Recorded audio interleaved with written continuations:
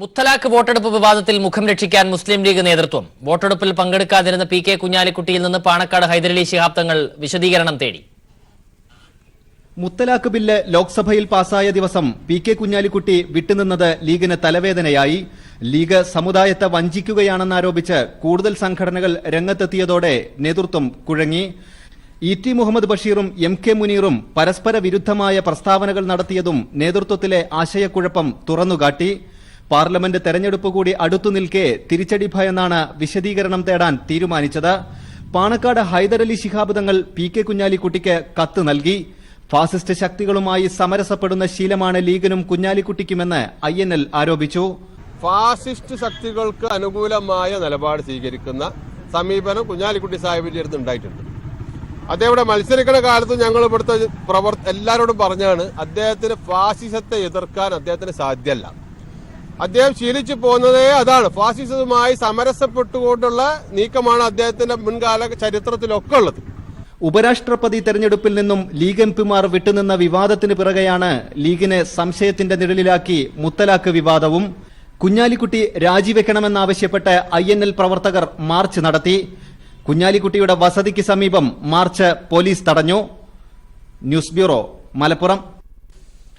പാർലമെന്റിൽ മുത്തലാഖ് ബില്ലിലെ വോട്ടെടുപ്പിൽ പങ്കെടുക്കാത്തതിൽ മുസ്ലിം league president വിശദീകരണം ചോദിച്ചെന്നും മറുപടി നൽകിയെന്നും പി കെ കുഞ്ഞാലിക്കുട്ടി MP പറഞ്ഞു. വോട്ടെടുപ്പിൽ പങ്കെടുക്കാതിരുന്നത് മനഃപൂർവ്വമല്ലെന്നും യാദൃച്ഛികമായി സംഭവിച്ചതാണെന്നും പി കെ കുഞ്ഞാലിക്കുട്ടി ദുബായിൽ മാധ്യമപ്രവർത്തകരോട് പറഞ്ഞു.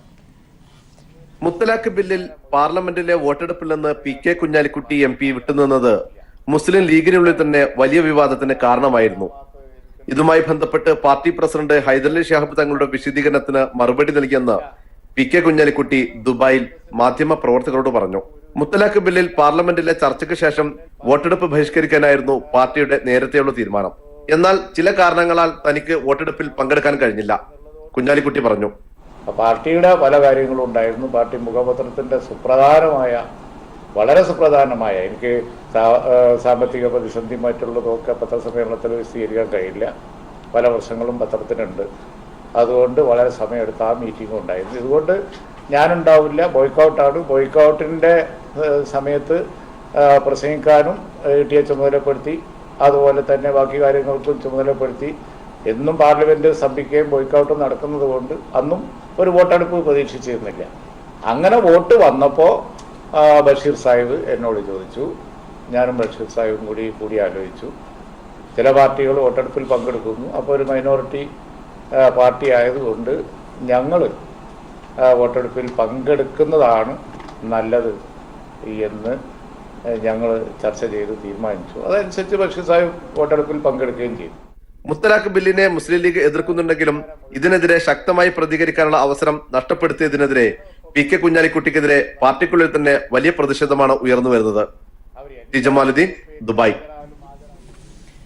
മുത്തലാഖ് ബില്ല് ചർച്ചയിൽ നിന്ന് പി കെ കുഞ്ഞാലിക്കുട്ടി വിട്ടുനിന്നത് ബോധപൂർവമല്ലെന്ന് ഇ.ടി. മുഹമ്മദ് ബഷീർ. മുസ്ലിം ലീഗ് പ്രസിഡന്റ് ഹൈദരലി തങ്ങൾക്ക് കുഞ്ഞാലിക്കുട്ടി വിശദീകരണം നൽകുമെന്നും ഇ.ടി. മുഹമ്മദ് ബഷീർ പറഞ്ഞു. അതിപ്പോ അതിൽ ഇപ്പൊ ഞാനിപ്പോ നിങ്ങൾ പറഞ്ഞ നേരെ വിശ്വസിക്കാം. കാരണം നിങ്ങളൊക്കെ നമുക്ക് വലിയ പരിചയമുള്ള വിശ്വസ്തരായിട്ടുള്ള പത്രപ്രവർത്തകന്മാരാണ്. ഞാനിത് അറിഞ്ഞില്ല. അത് വന്നിട്ടുണ്ടെങ്കിൽ ഓക്കെ. തങ്ങളെടുത്തിട്ടുള്ള ഒരു ഡിസിഷൻ്റെ പുറത്ത് നമ്മൾ പിന്നെ ഒരു എന്താ പറയുക, ഒരു അഭിപ്രായം പറയാൻ നമ്മൾ അർഹരല്ലോ. തങ്ങളൊരു തീരുമാനമെടുത്തെങ്കിൽ അതിൻ്റെ വഴിക്ക് പോകട്ടെ. നമുക്കിപ്പോൾ അതിൻ്റെ ഗുണദോഷങ്ങളെ പറ്റിയോ അല്ലെങ്കിൽ ഗുണദോഷങ്ങളല്ല, തങ്ങൾ ഞങ്ങളെല്ലാവരുടെയും നേതാവാണ്. അപ്പോൾ തങ്ങൾ ഇനിയിപ്പോൾ അതിനെപ്പറ്റിയൊരു വിശദീകരണം ചോദിച്ചിട്ടുണ്ടെങ്കിൽ കുഞ്ഞാലി സാഹിബിന് അതിൻ്റെ കാര്യങ്ങൾ പറഞ്ഞ് അതിന് വിശദീകരണം കൊടുക്കുമായിരിക്കും. അതിൻ്റെ കാര്യങ്ങൾ അതായത് ഇതിൻ്റെ സംഗതി ഇതാണ്. ബോധപൂർവമായിട്ട് അദ്ദേഹത്തിൻ്റെ അദ്ദേഹത്തിന് നിങ്ങളോട് പത്രക്കാരോടൊക്കെ വിളിച്ചു പറഞ്ഞു വരാവുന്ന കാര്യം. പിന്നെ അവിടുത്തെ ഡെവലപ്മെൻറ്റ് ഇങ്ങനെ ഒരു ടേണിലേക്ക് പോകുന്നതും സ്വാഭാവികമായിട്ടും അദ്ദേഹം പ്രതീക്ഷയാണല്ലോ. മുത്തലാഖ് ബിൽ രാജ്യസഭ തിങ്കളാഴ്ച പരിഗണിക്കും. കേന്ദ്ര സർക്കാരിന് സഭയിൽ ഭൂരിപക്ഷമില്ലാത്തതിനാൽ ബിൽ പാസ്സാകാൻ വിദൂര സാധ്യത മാത്രമേ ഉള്ളൂ. ബിൽ പരാജയപ്പെടുത്താൻ പ്രതിപക്ഷ പാർട്ടികൾ യോജിച്ച് നീങ്ങും. സഭ ചേരും മുൻപ് വിഷയത്തിൽ തീരുമാനം കൈക്കൊള്ളാൻ യോഗം ചേരുന്നുണ്ട്. രാജ്യസഭ പരിഗണിക്കുന്നതിന് മുൻപ് ബിൽ സെലക്ട് കമ്മിറ്റിക്ക് വിടണമെന്നാവശ്യപ്പെട്ട് ഇടത് MP മാർ രാജ്യസഭയിൽ നോട്ടീസ് നൽകി. ലോക്സഭയിൽ ഈസി വാക്കോവർ ലഭിച്ച മുത്തലാഖ് ബിൽ തിങ്കളാഴ്ചയാണ് രാജ്യസഭയിലെത്തുക. ബില്ല് രാജ്യസഭ കടത്താൻ കേന്ദ്ര സർക്കാരിന് മുന്നിൽ പ്രതിസന്ധികൾ ഏറെയാണ്. കേന്ദ്ര സർക്കാരിന് വ്യക്തമായ ഭൂരിപക്ഷം രാജ്യസഭയിൽ ഇപ്പോൾ ഇല്ല. ഈ സാഹചര്യത്തിൽ ബില്ല് പാസാക്കാൻ കേന്ദ്ര സർക്കാരിന് മറ്റു പാർട്ടികളുടെ സഹകരണം വേണം. BJD, അണ്ണാ DMK എന്നീ പാർട്ടികൾ ലോക്സഭയിലെ സമീപനം തന്നെ തുടരാനാണ് സാധ്യത. തൃണമൂൽ കോൺഗ്രസും ബില്ലിനെതിരായ നിലപാടിലാണ്.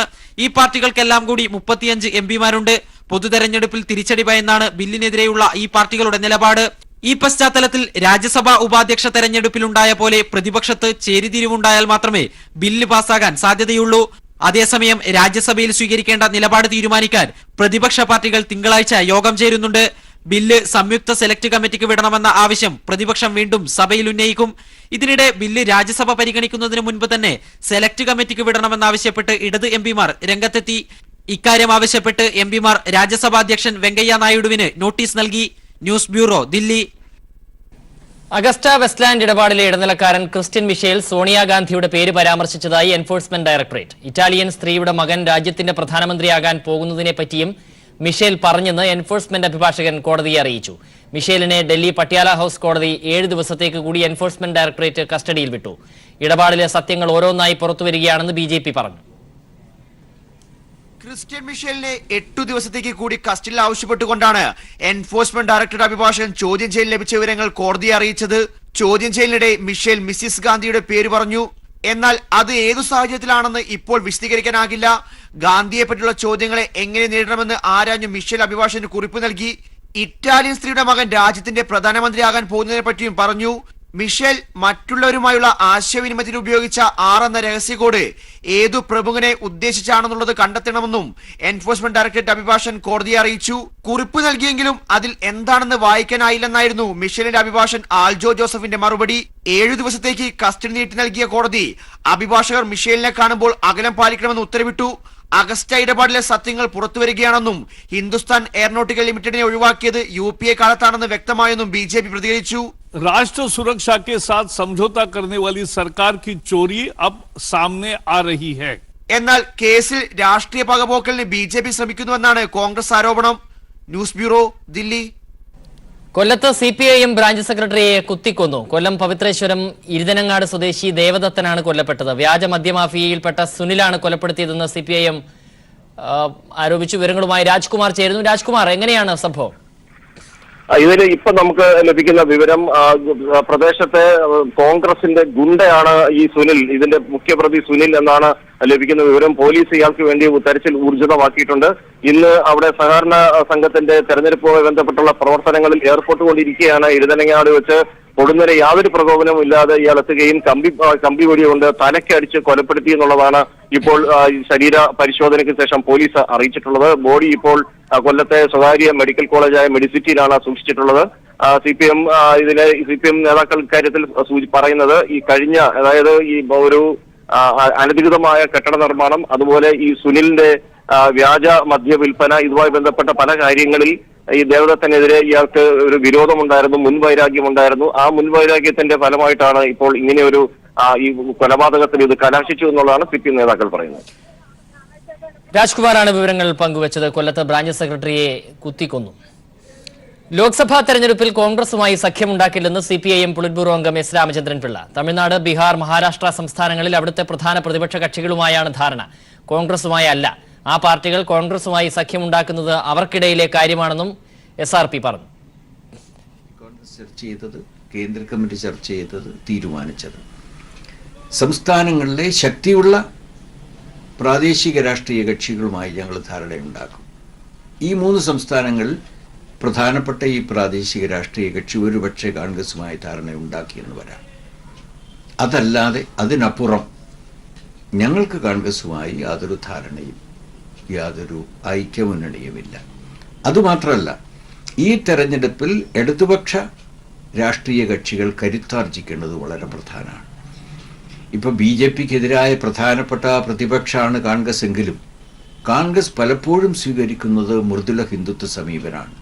അവരുടെ മധ്യപ്രദേശത്തിലെ മാനിഫെസ്റ്റോ, രാജസ്ഥാനിലെ മാനിഫെസ്റ്റോ, അത്തരം ഒരു നിലപാട് കൊണ്ട് ഈ BJPയുടെ വർഗീയതയെ തോൽപ്പിക്കാനാവാത്തതാണ്. ഇടതുപക്ഷ പ്രസ്ഥാനങ്ങൾ കരുത്താർജിച്ചെങ്കിൽ മാത്രമേ ഈ കോൺഗ്രസിൻ്റെ തന്നെ ചാഞ്ചാട്ട നയങ്ങളെ എതിർക്കാനും ഒരു ഉറച്ച മതനിരപേക്ഷ നിലപാടിലേക്ക് നമുക്ക് ഈ രാഷ്ട്രീയ കക്ഷികളെ കൊണ്ടുവരാനും കഴിയും. ശബരിമലയിൽ ബോധപൂർവം പ്രശ്നങ്ങൾ ഉണ്ടാക്കാനുള്ള ഒരു ശ്രമവും അനുവദിക്കാനാകില്ലെന്ന് ദേവസ്വം മന്ത്രി കടകംപള്ളി സുരേന്ദ്രൻ. മകരവിളക്ക് സമാധാനപരമായി സംഘടിപ്പിക്കും. ഭരണഘടനയിൽ തൊട്ട് സത്യം ചെയ്ത് അധികാരത്തിൽ വന്ന സർക്കാരിന് സുപ്രീം കോടതി വിധി നടപ്പിലാക്കേണ്ടതുണ്ടെന്നും മന്ത്രി പറഞ്ഞു. ശബരിമലയുമായി ബന്ധപ്പെട്ട് കഴിഞ്ഞ സെപ്റ്റംബർ മാസം 28-ാം തീയതി ഒരു വിധി വന്നപ്പോൾ ഒരു ഭരണഘടനാ സ്ഥാപനം എന്നുള്ള നിലയിൽ ഭരണഘടനയിൽ തൊട്ട് സത്യം ചെയ്ത് അധികാരമേറ്റെടുത്ത ഒരു ഗവൺമെന്റ് എന്നുള്ള നിലയിൽ സുപ്രീം കോടതി വിധി നടപ്പിലാക്കും, അതിനാവശ്യമായിട്ടുള്ള നടപടികൾ സ്വീകരിക്കുമെന്ന് ഗവൺമെന്റ് പറയാൻ വേണ്ടി തയ്യാറായത്. അതേസമയം ഗവൺമെന്റിന്റെ ഏറ്റവും പ്രധാന പ്രയോറിറ്റി എന്ന് പറയുന്നത് ആരാധനയ്ക്ക് എത്തിച്ചേരുന്ന, അത് ശബരിമലയായിരുന്നാലും ശരി, ഗുരുവായൂരായിരുന്നാലും ശരി, ഏത് ക്ഷേത്രത്തിലായിരുന്നാലും ശരി, ആരാധനയ്ക്ക് എത്തിച്ചേരുന്ന ഭക്തലക്ഷങ്ങളുടെ താല്പര്യ സംരക്ഷണം തന്നെയാണ്. വളരെ സമാധാനപരമായും ഐശ്വര്യപൂർണമായിട്ടും മകരവിളക്ക് മഹോത്സവം സംഘടിപ്പിക്കണമെന്നാണ് ഗവൺമെന്റ് ആഗ്രഹിക്കുന്നത്. കേരളത്തിന്റെ പുനർനിർമ്മാണത്തിൽ ഫണ്ട് ചെലവാക്കുന്നതിൽ സുതാര്യത ഉറപ്പുവരുത്തണമെന്ന് ഗവർണർ ജസ്റ്റിസ് പി സദാശിവം. വരും കാലങ്ങളിൽ സർക്കാർ പരിപാടികളുടെ ചെലവ് കുറച്ച് ആ തുക കൂടി പുനർനിർമ്മാണ ആവശ്യങ്ങൾക്കായി ചെലവഴിക്കണമെന്നും ഗവർണർ പറഞ്ഞു. Rajiv Gandhi institute of development studies സംഘടിപ്പിച്ച റീബിൽഡ് കേരള കോൺക്ലേവിൽ തിരുവനന്തപുരത്ത് പങ്കെടുത്ത് സംസാരിക്കുകയായിരുന്നു ഗവർണർ. കാലാവസ്ഥ, പ്രകൃതി എന്നിവയെ അവഗണിക്കാതെയുള്ള പുനർനിർമ്മാണമാണ് ആവശ്യം. പ്രളയകാലത്ത് കേരള ജനത കാണിച്ച ഐക്യം രാജ്യത്തിന് തന്നെ മാതൃകയാണെന്നും ഈ ഐക്യം പുനർനിർമ്മാണത്തിലും കാണിക്കണമെന്നും ഗവർണർ കൂട്ടിച്ചേർത്തു. പുനർനിർമ്മാണത്തിന് ആവശ്യമായ തുക കേന്ദ്രത്തിൽ നിന്ന് നേടിയെടുക്കാൻ പാർലമെന്റിൽ ഇക്കാര്യം ഉന്നയിക്കാനുള്ള അവസരം ജനപ്രതിനിധികൾക്കുണ്ടെന്നും ശശി തരൂർ MP ഉൾപ്പെടെയുള്ളവർ ഉണ്ടായിരുന്ന സദസ്സിനെ അദ്ദേഹം ഓർമ്മിപ്പിച്ചു. കോൺക്ലേവിൽ രമേശ് ചെന്നിത്തല അധ്യക്ഷനായിരുന്നു. ഉമ്മൻചാണ്ടി, കാനം രാജേന്ദ്രൻ, ശശി തരൂർ എന്നിവർ സംസാരിച്ചു. Rethink our building technology. We should ensure transparency in our dealings by making all receipts and expenses known to our people. Not only the receipts and expenses. Now there is a website for this in English language. I hope soon there would also be a Malayalam version of the site with the district-wise list of donors and beneficiaries. Such transparency would also be helpful in boosting the image of the government and in attracting more voluntary contributions from other people. ജനുവരി 1 നടക്കുന്ന വനിതാ മതിലിന് പൂർണ്ണ പിന്തുണ നൽകി അതിനോടൊപ്പം ഉണ്ടാകുമെന്ന് സ്വാമി അഗ്നിവേശ്. മുത്തലാഖ് നിയമം ലോക്സഭയിൽ പാസാക്കിയതിനെക്കുറിച്ച് പ്രസംഗിക്കുന്നവർ ശബരിമല വിധിയെ എന്തിനാണ് എതിർക്കുന്നതെന്നും അദ്ദേഹം ചോദിച്ചു. കുസാറ്റിൽ നവോത്ഥാന സംരക്ഷണ സദസ്സ് ഉദ്ഘാടനം ചെയ്യുകയായിരുന്നു സ്വാമി അഗ്നിവേശ്. തുല്യനീതി എന്ന ഉദ്ദേശശുദ്ധി മുന്നോട്ട് വയ്ക്കുന്നതിനാലാണ് വനിതാ മതിലിനെ പിന്തുണയ്ക്കുന്നതെന്ന് ഡോക്ടർ M. ലീലാവതിയും പറഞ്ഞു.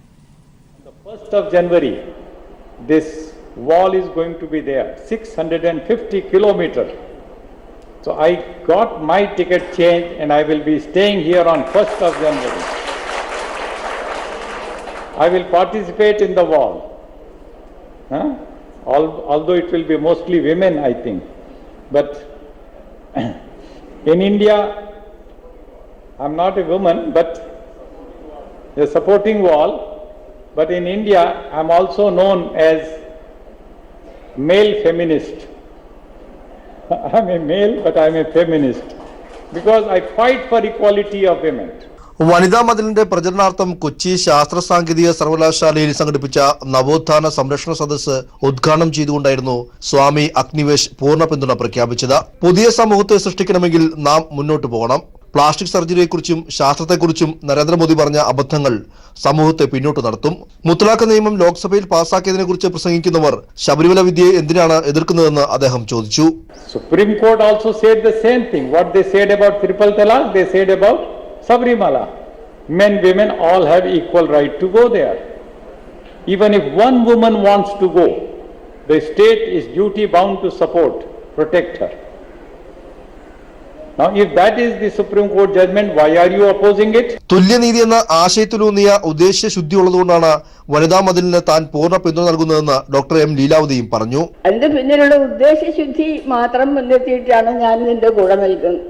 ഉദ്ദേശ്യശുദ്ധി എന്താണെന്ന് വെച്ചാൽ സ്ത്രീ പുരുഷന്മാർക്ക് തുല്യനീതി എന്നുള്ളത്. ആ തുല്യനീതി എന്നുള്ള ആശയത്തിന്റെ കൂടെയാണ് ഞാൻ നിൽക്കുന്നത്. നവോത്ഥാന സദസ്സിൽ കുസാറ്റ് സർവകലാശാല vice chancellor R Sasidharan, CPIM Kalamassery area secretary Zakir Hussain, Poornima Narayanan എന്നിവർ പങ്കെടുത്തു.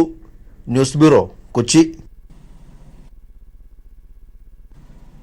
വനിതാ മതിലിന് പിന്തുണയുമായി തെരുവുകളിൽ ആവേശം വിതറി വനിതകളുടെ കലാജാഥ. ശാസ്ത്രബോധം, സമത്വം, ലിംഗനീതി എന്നീ മുദ്രാവാക്യങ്ങൾ ഉയർത്തി കണ്ണൂർ ജില്ലയിലാണ് നവോത്ഥാന വനിതാ കലാജാഥ പര്യടനം നടത്തുന്നത്. കേരള ശാസ്ത്ര സാഹിത്യ പരിഷത്ത് കണ്ണൂർ ജില്ലാ കമ്മിറ്റിയാണ് കലാജാഥ സംഘടിപ്പിച്ചത്. ആചാരമതിലുകൾ തകർത്തെറിഞ്ഞ് നവോത്ഥാനത്തിന്റെ പെൺമതിൽ കെട്ടിപ്പടുത്തുയർത്തും എന്ന കലാകാരികളുടെ പ്രഖ്യാപനം ആവേശത്തോടെയാണ് നാട് സ്വീകരിക്കുന്നത്. ഇന്ന് ഈ കാണുന്ന നിലയിലേക്ക് കേരളം താണ്ടിയ വഴികളും ത്യാഗോജ്വലമായ പോരാട്ടങ്ങളും ഓർമ്മപ്പെടുത്തുന്ന കലാജാഥയാണ് കയ്യടികൾ നേടി മുന്നേറുന്നത്. ശ്രീനാരായണ ഗുരുവും ചട്ടമ്പി സ്വാമിയും ഉൾപ്പെടെയുള്ളവർ കേരളത്തിന് പകർന്നു നൽകിയ നവോത്ഥാന മൂല്യങ്ങൾ എന്തു വില കൊടുത്തും സംരക്ഷിക്കുമെന്നും അരമണിക്കൂറോളം നീളുന്ന സംഗീത ശില്പം വിളംബരം ചെയ്യുന്നു. ഇത് സ്ത്രീകൾക്ക് വേണ്ടിയാണ്. ഇപ്പോൾ കേരളം എത്ര ഉയർത്തി നിന്നാലും സ്ത്രീകൾ ഇപ്പോഴും താഴെ തന്നെയാണ് നിൽക്കുന്നത്. ഇനിയും സ്ത്രീകൾ മുൻപോട്ട് വന്ന് അത് ഉയർത്തി നിൽക്കണമെന്നാണ് ഞാൻ പറയാനുള്ളത്. കണ്ണൂർ ജില്ലയിലെ 10 കേന്ദ്രങ്ങളിലാണ് കലാജാഥയുടെ അവതരണം. കേരളത്തിന്റെ നവോത്ഥാന മുന്നേറ്റത്തിൽ നാഴികക്കല്ലായി മാറാൻ പോകുന്ന ജനുവരി 1 വനിതാ മതിലിൽ അണിചേരുമെന്ന് കലാജാഥയ്ക്ക് പ്രോത്സാഹനവുമായി എത്തിയവരും പ്രഖ്യാപിച്ചു. News bureau, Kannur. പുതുവത്സര ദിനത്തിൽ സംഘടിപ്പിക്കുന്ന വനിതാ മതിൽ ചരിത്ര സംഭവമാകുമെന്ന് നടി ഗായത്രി. വനിതാ മതിൽ ലോകത്തിനാകെ മാതൃകയായി മാറും. സ്ത്രീ സമത്വവും ഭരണഘടനാ അവകാശവും സംരക്ഷിക്കുന്നതിനായി മുഴുവൻ വനിതകളും മതിലിൽ അണിചേരണമെന്നും ഗായത്രി ആവശ്യപ്പെട്ടു. സാധാരണ എല്ലാ പുതുവത്സര പിറവിയിൽ നിന്ന് അതീതമായിട്ട് ഈ പുതുവത്സര പിറവിയിൽ നമ്മൾ സ്ത്രീകൾ എല്ലാവരും കാത്തിരിക്കുന്ന ഒരു ചരിത്ര സംഭവത്തിലേക്ക് നോക്കിക്കൊണ്ടാണ്. ജനുവരി 1 വൈകുന്നേരം 4 മണിക്ക് നടക്കുന്ന നമ്മുടെ വനിതാ മതിൽ ഈ ലോകത്തിനൊട്ടാകെ മാതൃകയാകുന്ന രീതിയിൽ സ്ത്രീയുടെ ഒരു മുന്നേറ്റത്തിന്, സ്ത്രീയുടെ ഒരു പദവിയുടെ അംഗീകാരത്തിന് ഒരു നാഴികക്കല്ല് ചാർത്തുന്ന ഒരു ഇടത്തിലേക്ക് നമ്മൾ എല്ലാവരെയും പ്ലേസ് ചെയ്യുകയാണ്. തീർച്ചയായിട്ടും ഞാനൊക്കെ 10-15 ദിവസമായിട്ട് തീർച്ചയായിട്ടും വനിതാ മതിലിന്റെ ആഹ്വാനത്തോടൊപ്പം കേരളത്തിൽ ഒട്ടാകെയുണ്ട്. എന്നെ ഇപ്പോൾ കേൾക്കുന്ന എല്ലാ സ്ത്രീകളും ചിന്തിക്കുക, കൃത്യമായും ചിന്തിച്ചിട്ട് സ്ത്രീയുടെ പദവി, സ്ത്രീയുടെ അംഗീകാരം, സ്ത്രീയുടെ സമത്വം, ഭരണഘടനാപരമായുള്ള അവകാശം, അതിനുവേണ്ടി ഒത്തുചേർന്ന് ഒന്നായി നിൽക്കാൻ നമുക്കാവട്ടെ എന്ന് ആശംസിക്കുന്നു. വനിതാ മതിലിനോടൊപ്പം എല്ലാവരും ഒന്നിച്ചു നിൽക്കുക. വനിതാ മതിലിനായി ഏക മനസ്സോടെ അണിനിരക്കണമെന്ന് LDF കൺവീനർ A വിജയരാഘവൻ. വനിതാ മതിൽ വിജയിപ്പിക്കേണ്ടത് ഓരോ കേരളീയന്റെയും കടമയാണ്. അനാവശ്യ വിവാദങ്ങൾ ഉയർത്തിയും ഭീഷണിപ്പെടുത്തിയും സ്ത്രീകളുടെ പങ്കാളിത്തം തടയാമെന്ന പ്രതിപക്ഷ തന്ത്രം വിലപ്പോവില്ല. ഓരോ ദിവസവും കഴിയുന്തോറും വിവിധ മേഖലകളിൽ നിന്നും ആയിരക്കണക്കിന് സ്ത്രീകൾ വനിതാ മതിലിന് പിന്തുണയുമായി രംഗത്ത് വരികയാണെന്നും A വിജയരാഘവൻ പറഞ്ഞു. വനിതാ മതിലിന് സർക്കാർ ആശുപത്രികളിലെ ആംബുലൻസ് സർവീസ് ഉപയോഗിക്കുന്നുവെന്ന ആരോപണം തെറ്റിദ്ധാരണ പരത്താനാണെന്ന് മന്ത്രി KK ശൈലജ. മെഡിക്കൽ സംഘത്തിന്റെ ആവശ്യമുള്ള സ്ഥലങ്ങളിലാണ് ആംബുലൻസ് സേവനം ലഭ്യമാക്കുന്നത്. ഡ്യൂട്ടിയിലുള്ളവർ മതിലിൽ പങ്കെടുക്കില്ലെന്നും ആരോഗ്യമന്ത്രി പറഞ്ഞു. കൊടുക്കാൻ എന്തായാലും തീരുമാനിച്ചിട്ടില്ല. ആരോഗ്യവകുപ്പിലെ പ്രവർത്തകർ പങ്കെടുക്കും. പക്ഷേ ഡ്യൂട്ടിയിലുള്ള ഒരാളും അന്ന് പോകില്ല. ആ സമയത്ത് സാധാരണ ഇത്തരം പരിപാടികളിലെടുത്ത് അങ്ങനെ ഏതെങ്കിലും സ്ഥലത്ത് മെഡിക്കൽ സംഘത്തിന്റെ ആവശ്യമുണ്ടെന്ന് ആരെങ്കിലും ആവശ്യപ്പെട്ടാൽ അവിടെ നമ്മൾ കൊടുക്കാറുണ്ട്. അമ്പലപ്പറമ്പിൽ ഉത്സവം നടക്കുമ്പോൾ കൊടുക്കാറുണ്ട്, പള്ളികളിൽ ഉത്സവം നടക്കുമ്പോൾ കൊടുക്കാറുണ്ട്, അതുപോലെ ഏതെങ്കിലും വലിയ ആഘോഷ പരിപാടികൾ നടക്കുമ്പോൾ കൊടുക്കാറുണ്ട്. ആ തരത്തിലാണ് പറഞ്ഞത്. ആംബുലൻസിൽ ആളെ കൊണ്ടുപോകാനല്ല. ഒരുപാട് ആളുകൾ കൂടുന്നിടത്ത് എവിടെയെങ്കിലും ഡോക്ടർമാരുടെ സൗകര്യം വേണം എന്ന് പറഞ്ഞാൽ അവിടെ കൊടുക്കും, പ്രത്യേകിച്ച് അത്രേ ഉള്ളൂ. അല്ലാതെ ഈ വനിതാ മതിലെന്ന് പറഞ്ഞ ഗവൺമെന്റിന്റെ സപ്പോർട്ടോട് കൂടി നടത്തുന്ന ഒരു കാര്യമാണ്. അപ്പോൾ സർക്കാർ ജീവനക്കാർക്ക് എല്ലാവർക്കും അതിൽ പങ്കെടുക്കാം. എന്നാൽ ഡ്യൂട്ടി ചെയ്യുന്ന നഴ്സുമാരും ഡോക്ടർമാരും ആരോഗ്യവകുപ്പിലെ സ്റ്റാഫും ഡ്യൂട്ടി ഉപേക്ഷിച്ചിട്ട് പോകരുതെന്ന് പറഞ്ഞിട്ടുണ്ട്. ലീവുള്ളവർക്ക് പോകാം, അതുപോലെ രാവിലെ ഡ്യൂട്ടി എടുത്തിട്ട് ഉച്ചക്ക് ഒഴിവായവർക്ക് പോകാം. അവരെല്ലാം വനിതാ മതിൽ പങ്കെടുക്കണമെന്ന് തന്നെ. വനിതാ മതിലിൽ പങ്കെടുത്തില്ലെങ്കിൽ കുടുംബശ്രീക്ക് സർക്കാർ വായ്പ നിഷേധിക്കുമെന്നത് വ്യാജ പ്രചാരണമാണെന്ന് മന്ത്രി തോമസ് ഐസക്. കുടുംബശ്രീക്ക് വായ്പ കൊടുക്കുന്ന കാര്യം തീരുമാനിക്കുന്നത് സർക്കാരല്ല. കുടുംബശ്രീയുടെ പ്രവർത്തനത്തെക്കുറിച്ച് അറിയാത്തവരാണ് ഇത് പറയുന്നതെന്നും തോമസ് ഐസക് പറഞ്ഞു. ആദ്യം മനസ്സിലാക്കേണ്ടത് സർക്കാരോ കാര്യങ്ങളൊന്നുമല്ല കുടുംബശ്രീക്ക് ആർക്ക് വായ്പ കൊടുക്കണം തീരുമാനിക്കുന്നത്. കുടുംബശ്രീ CDS പോലുമല്ല. കുടുംബശ്രീയുടെ യൂണിറ്റാണ്, അതിന്റെ യോഗമാണ്. അതില് വേറെ വായ്പ ബാധ്യത ഇല്ലെങ്കിലും വായ്പ കൊടുക്കുന്ന നിഷേധിക്കാൻ അവകാശമൊന്നുമില്ല. ഇതൊന്നും ചെയ്യാൻ പറ്റാത്ത കാര്യങ്ങളാണ് ഈ പറഞ്ഞുകൊണ്ടിരിക്കുന്നത്. സെയിം സർക്കാരല്ലല്ലോ ഫണ്ട് കൊടുക്കുന്നത്. ഇതൊക്കെ വിവരമില്ലാത്തവരുടെ ഓരോ ജൽപ്പനങ്ങളാണെന്ന്. സർക്കാരാണോ കുടുംബശ്രീക്ക് വായ്പക്ക് ഫണ്ട് കൊടുക്കുന്നത്? കുടുംബശ്രീ യൂണിറ്റ് ബാങ്ക് ലിങ്കേജ് മേടിച്ച് വഹിക്കുന്ന പൈസയല്ലേ. അപ്പൊ സർക്കാർ പണം കൊടുക്കൂലെന്ന് പറയുന്നതിൽ എന്താ അർത്ഥമുള്ളത്?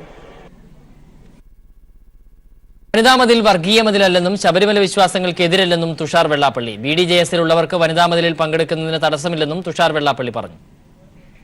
ആദ്യം ഒരു കാര്യം നമ്മൾ മനസ്സിലാക്കേണ്ടത്, വനിതാ മതിൽ എന്ന് പറയുന്നത് ഈ പറയുന്ന ശബരിമലക്കെതിരല്ല, ശബരിമലക്കെതിരാണെന്ന് പറഞ്ഞുകൊണ്ടല്ലോ അത് വിളിച്ചു കൂട്ടിയത്. കേരളത്തിലെ മുഴുവൻ ഇവിടെ നവോത്ഥാന പ്രസ്ഥാനങ്ങളെയും വിളിച്ചു കൂട്ടിക്കൊണ്ട് കേരളത്തിലൊരു ഓർമ്മൽപ്പെടുത്തൽ വേണം എന്നുള്ള ഒരു തരത്തിലൊരു ആണല്ലോ തുടങ്ങിയത്. ഇത് വർഗീയ മതിലാണെന്ന് എനിക്ക് തോന്നുന്നില്ല. ഗവൺമെന്റ് നടത്തുന്ന ഒരു പരിപാടി, ആ പരിപാടിയിൽ അതിന് സഹകരിക്കാൻ കഴിയുന്നവർ സഹകരിക്കുക എന്നുള്ളതല്ലാതെ അതിനപ്പുറത്തേക്ക് വരുന്നൊരു കാര്യം. പിന്നെ ആർക്കെങ്കിലും BDJS എന്ന് പറയുന്ന പൊളിറ്റിക്കൽ പാർട്ടിയിൽ വിവിധ സമുദായത്തിലുള്ള നേതാക്കന്മാരും പ്രവർത്തകരും ഉണ്ട്. അവർക്ക് ആർക്കെങ്കിലും ഇതുമായി പങ്കെടുക്കണമെന്ന് താല്പര്യമുണ്ടെങ്കിൽ പോകുന്നതിന് യാതൊരു തടസ്സമില്ല എന്ന് മാത്രമാണ് ഞാൻ പറഞ്ഞിട്ടുള്ളത്. മേഘാലയ കൽക്കരി ഖനിയിൽ കുടുങ്ങിയവരെ രക്ഷിക്കാൻ നാവികസേനയുടെ 15-അംഗ സംഘം. അത്യാധുനിക ഉപകരണങ്ങളുമായാണ് സംഘം രക്ഷാപ്രവർത്തനത്തിന് എത്തുന്നത്. ഖനന സ്ഥാപനമായ കോൾ ഇന്ത്യയും പമ്പ് നിർമ്മാതാക്കളായ കിർലോസ്കറും ചേർന്ന് ഉയർന്ന ശേഷിയുള്ള 18 പമ്പുകൾ അപകട സ്ഥലത്തേക്ക് അയച്ചിട്ടുണ്ട്. വ്യോമസേനയുടെ നേതൃത്വത്തിൽ ഇന്നലെ തെരച്ചിൽ നടത്തിയിരുന്നു. അതേസമയം ഖനിക്കുള്ളിൽ കുടുങ്ങിയ 15 പേരും മരിച്ചിട്ടുണ്ടാകാമെന്നാണ് ദേശീയ ദുരന്ത നിവാരണ സേനയുടെ നിഗമനം.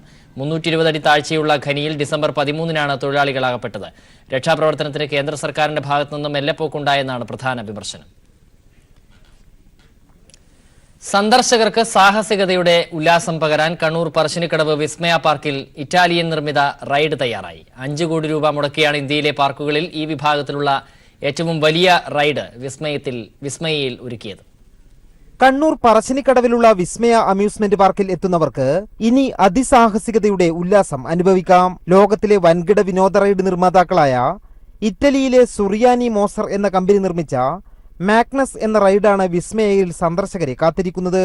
34 പേർക്ക് ഒരേ സമയം ഇരിക്കാവുന്ന റൈഡിൽ കയറിയാൽ ആകാശത്ത് ഉയർന്നു പൊങ്ങിയും വട്ടം കറങ്ങിയും സാഹസികതയുടെ അനുഭൂതി ആസ്വദിക്കാം. സാഹസികത ഇഷ്ടപ്പെടുന്ന യുവതലമുറയെ ലക്ഷ്യം വെച്ചാണ് പുതിയ റൈഡ് ഒരുക്കിയിരിക്കുന്നത്. മോസർ സുനിയാനിയുടെ അതിസാഹസിക റൈഡുകൾ ആയ വിൻഷെയറിലെ ഏറ്റവും റിസ്കോടുകൂടിയ സാഹസികമായ ഒരു റൈഡാണ് ഞങ്ങളിവിടെ മാഗ്നസ് എന്ന രീതിയിൽ അവതരിപ്പിക്കുന്നത്. പ്രത്യേകിച്ചും യുവതലമുറ വളർന്നു വരികയാണ്. ഒരുപാട് യുവതലമുറയിലൊരു രാജ്യമല്ലേ നമ്മുടെ രാജ്യം. അപ്പോൾ അവർക്ക് വേണ്ടത് സാഹസികമായ റൈഡും സന്തോഷം തരുന്ന റൈഡും ത്രില്ലും വേണം. ഡിസംബർ 31-ന് വ്യവസായ മന്ത്രി EP ജയരാജൻ പുതിയ റൈഡ് ഉദ്ഘാടനം ചെയ്യുമെന്ന് വിസ്മയ പാർക്ക് ചെയർമാൻ PV ഗോപിനാഥ് അറിയിച്ചു. മാഗ്നസ് കൂടി പ്രവർത്തനക്ഷമമാകുന്നതോടെ പാർക്കിൽ 55 തരം വ്യത്യസ്ത റൈഡുകൾ ഉണ്ടാകും. കുട്ടികൾക്കും മുതിർന്നവർക്കും ഒരേപോലെ വിജ്ഞാനവും വിനോദവും പകരുന്നതാണ് വിസ്മയ പാർക്കിലെ സജ്ജീകരണങ്ങൾ. News bureau, Kannur. ഇരുവൃക്കകളും തകരാറിലായ 10 വയസ്സുകാരൻ ചികിത്സയ്ക്കായി സുമനസ്സുകളുടെ സഹായം തേടുന്നു. വയനാട് മുട്ടിൽ സ്വദേശി രജിലേഷിന്റെ മകനാണ് ദുരിതം നേരിടുന്നത്. 10 വയസ്സിനിടെ 10-ലധികം ശസ്ത്രക്രിയകൾ കഴിഞ്ഞെങ്കിലും വൃക്ക മാറ്റിവെക്കൽ മാത്രമാണ് പരിഹാരമെന്ന് ഡോക്ടർമാർ പറയുന്നു. 1.5 വയസ്സുള്ളപ്പോഴാണ് അഭിനന്ദിനെ രോഗം പിടികൂടിയത്. പഴുപ്പ് ബാധിച്ചതിനാൽ വൃക്കകളിലൊന്ന് നേരത്തെ നീക്കം ചെയ്തു. ഇപ്പോൾ രണ്ടാമത്തേതും തകരാറിലായി. മൂത്രമൊഴിക്കാൻ പോലും ആകുന്നില്ല. ശസ്ത്രക്രിയ നടത്തിയെങ്കിലും ഇപ്പോൾ വയറിന്റെ ഒരു ഭാഗത്തുകൂടി ഇങ്ങനെ മൂത്രം പോകുന്നു. അടിയന്തരമായി വൃക്ക മാറ്റിവെക്കണം. ചികിത്സയ്ക്കായി 20 ലക്ഷത്തോളം രൂപ ആവശ്യമായി വരും. എന്തു ചെയ്യണമെന്ന് ഈ നിർധന കുടുംബത്തിന് അറിയില്ല. അപ്പോൾ മൂത്രം പോകാത്തത് കൊണ്ടാണ് രണ്ടാമത്തെ ഇപ്പം ചെയ്യേണ്ട വന്നത്. ചെയ്തിട്ടും മൂത്രം പോകുന്നില്ല. നേരെ അവർ ട്യൂബ് ഇട്ട് സൈഡിൽ കൂടി ട്യൂബ് ഇട്ടപ്പം മൂത്രം എടുത്തു കളഞ്ഞു. ഇവന് ആകെ ഡേഞ്ചർ, അങ്ങനെ പറയാം, മോനെ കിട്ടൂല എന്ന് പറഞ്ഞു എന്നോട്. ഏത് സമയം എന്തോ സംഭവിക്കാമെന്ന് ഡോക്ടർ. ഒന്നിക്ക് ഡയാലിസിസ് ഇവന് ആരോഗ്യമില്ലാത്തതിനെ കൊണ്ട് ചെയ്യാൻ പറ്റൂല എന്ന് പറഞ്ഞ് പല മരുന്നും പരീക്ഷിക്കുന്നുണ്ട് ഞങ്ങൾ. ആ മരുന്നിൻ്റെ മുകളിൽ രക്ഷപ്പെട്ടാൽ നോക്കാൻ വെക്കുമെന്ന് പറഞ്ഞു. അല്ലെങ്കിൽ കിഡ്നി പെട്ടെന്ന് മാറ്റി വെക്കണം. ഒരു ദിവസം മരുന്നിന് തന്നെ 500 രൂപയിലധികം ചെലവുണ്ട്. ഓട്ടോ തൊഴിലാളിയാണ് രജിലേഷ്. സഹായങ്ങളില്ലെങ്കിൽ ഈ കുഞ്ഞിന് മുന്നോട്ടുള്ള ജീവിതം ദുസ്സഹമാവും. കാരുണ്യം തേടുകയാണ് കുടുംബം.